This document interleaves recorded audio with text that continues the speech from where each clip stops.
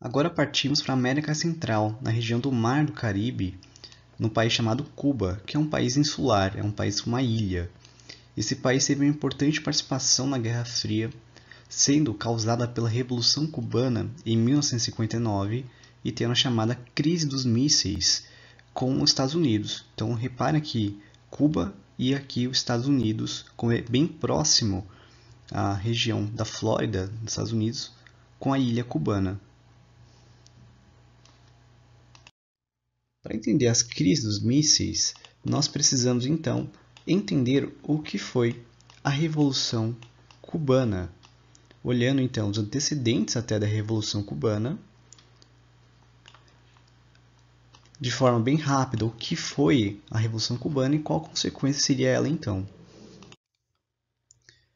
Para entender os antecedentes da Revolução Cubana, é preciso olhar o século XIX. Em 1898, ocorre a Guerra Hispano-Americana, hispano relativo aos espanhóis e americano relativo aos Estados Unidos. Essa guerra entre Estados Unidos e Espanha foi em defesa dos Estados Unidos pela independência de alguns países do Mar do Caribe, que ainda não estavam independentes até aquele momento. Nessa guerra quem vence é os Estados Unidos.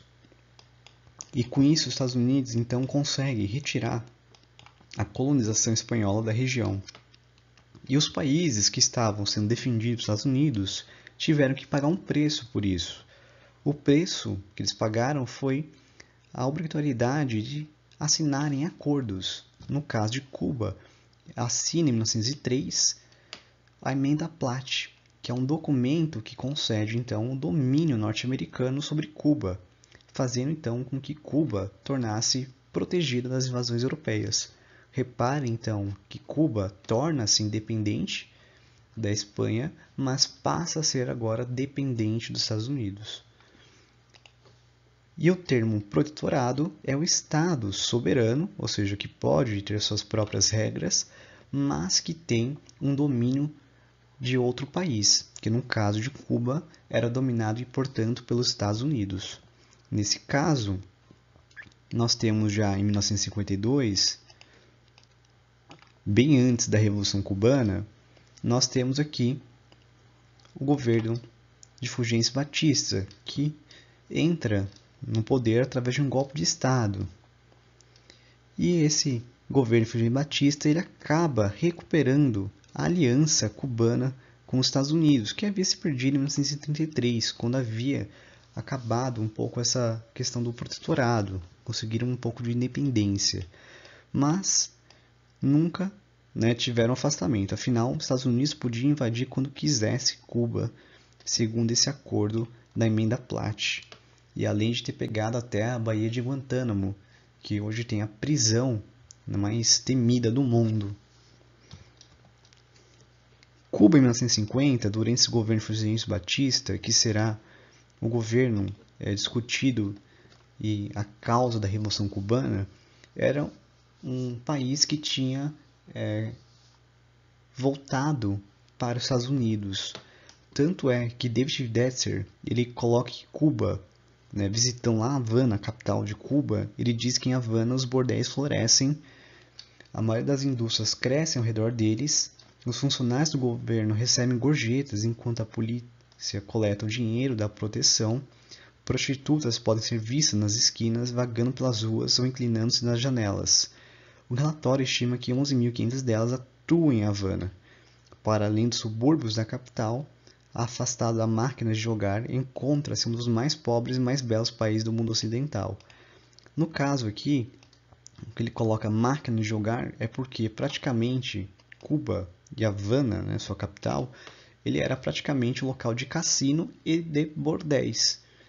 E isso então era uma questão muito preocupante. E até hoje, mesmo com a Revolução Cubana, tem ainda muita questão da prostituição na região. Já cassinos não sei informar, mas provavelmente já deve ter encerrado essas atividades.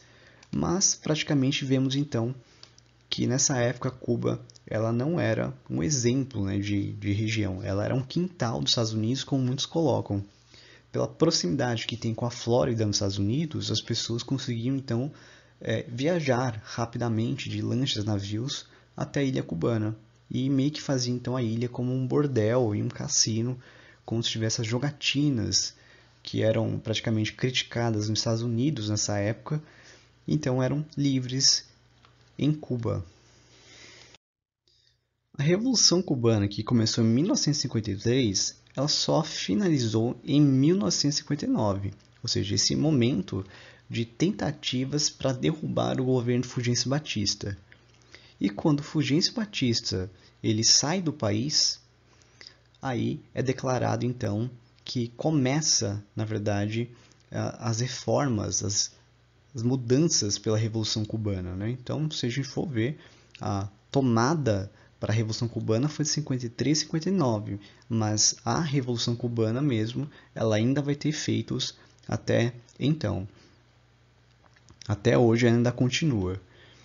E entre as medidas consequências da Revolução Cubana, nós temos aqui escrito como as reformas sociais. Então, reparem na questão, lembrando as diferenças entre capitalismo e socialismo. O mais importante, a desapropriação de empresas norte-americanas. Lembrando que no capitalismo, a propriedade privada é um modelo que eles prezam muito. Já a estatização, como ocorreu aqui, né, já que você retirou a propriedade das empresas norte-americanas, você então está promovendo uma estatização. E nesse sentido, então, isso é uma ideia que se aproxima com os socialistas. Mas não havia, no começo da Revolução Cubana, e nem claramente até essas reformas sociais, nada que tivesse claramente ligado às ideias socialistas, né? Embora hoje sabemos sim que havia esse plano que realmente ocorreu, né, quando a Revolução Cubana realmente entrou em ação, né? E lembrando aqui que temos a foto após a saída do Fulgêncio Batista e dos membros do movimento 26 de julho caminhando de forma coletiva, juntas, como companheiros, caminhando então em Havana. E temos aqui Fidel Castro e Che Guevara como um dos líderes desse movimento. E em 61, Fidel Castro ele vai aderir oficialmente às ideias socialistas. E dessa forma, Fidel Castro, que se torna o líder de Cuba, então ele acaba promovendo o socialismo na América Central, em Cuba. E lembrando que os Estados Unidos tinham uma doutrina chamada Doutrina Truman, que era uma forma de tentar evitar o avanço socialista nas regiões da América. E nesse caso nós temos então um país cubano que está a 200 km de distância dos Estados Unidos, conforme nós vemos aqui no mapa. E aí os Estados Unidos, então, com medo, né, de que Cuba prevaleça com o socialismo e seja uma ameaça então aos demais países capitalistas da região e à influência americana, os Estados Unidos passam então a gastar dinheiro, a investir em uma contra-revolução, em que vai ter então 13 milhões de dólares para treinar 1.400 homens, maioria cubanos e também da região da América Central, para derrubar o governo castrista, ou seja, o governo Fidel Castro. E por que tinha que ser pessoas da região? Isso era uma tática que era feita na Guerra Fria para tentar então ter um apoio indireto. Os Estados Unidos não ia participar diretamente da invasão da Baía dos Porcos, para que não houvessem críticas no cenário mundial de que os Estados Unidos então estava derrubando um governo cubano para colocar um governo americano, ou governo apoiado pelos americanos. Isso era feito embaixo dos panos. Conforme nós veremos, houve vários governos da América Latina que foram então colocados dessa forma, colocados então com apoios indiretos por americanos nesses países, alegando então que era a população cubana que queria retirar Fidel Castro e não que era os Estados Unidos tentando retirar Fidel Castro. De qualquer forma, a invasão ela é mal sucedida. E isso faz então que os Estados Unidos e Cuba não têm uma relações mais positivas, que até antes elas eram muito positivas. Eles eram muito próximos. Fidel Castro até chegou a visitar os Estados Unidos. E dessa forma, com essa invasão, Cuba então começa a se aproximar da inimiga mortal dos Estados Unidos. No caso, a União Soviética, que faz então uma parceria. A União Soviética oferece petróleo e outras ajudas financeiras, enquanto a Cuba ia oferecer outra coisa, que justamente foi o que deu com a crise dos mísseis. Mas o que foi a crise dos mísseis? Em 14 de outubro de 1962, os Estados Unidos detecta uma instalação em território cubano de mísseis soviéticos, equipados com ogivas nucleares e a menos de 200 quilômetros da Flórida, Estados Unidos. Nesse caso, então, nós temos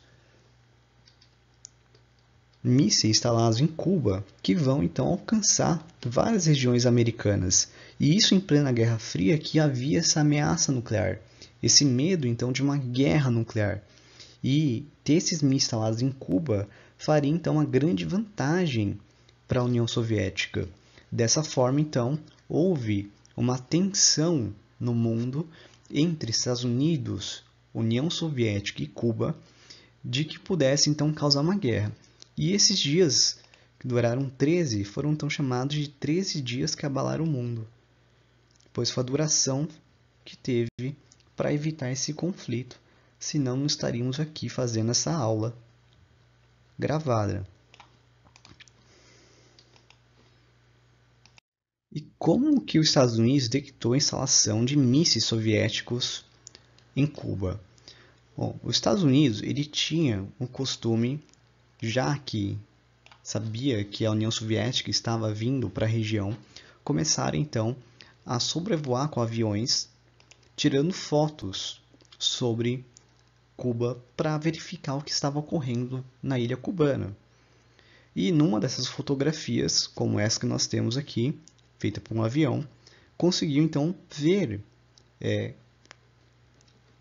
pontos relacionados a possíveis então mísseis soviéticos, né? Tendo então locais para armazenar uma tenda, tem locais para posição de lançamento, né? Tendo um bunker aqui mais ou menos, enfim, havia então uma noção através da fotografia. E a ideia dos Estados Unidos era retirar esses mísseis à força, ou seja, era invadir Cuba e retirar esses mísseis soviéticos à força.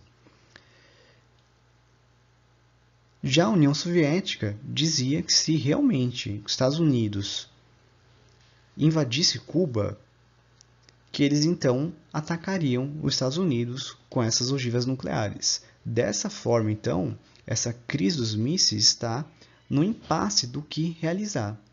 Ou os Estados Unidos acabam invadindo Cuba e retirando a força, ou a União Soviética, então, ia retirar ela de forma pacífica.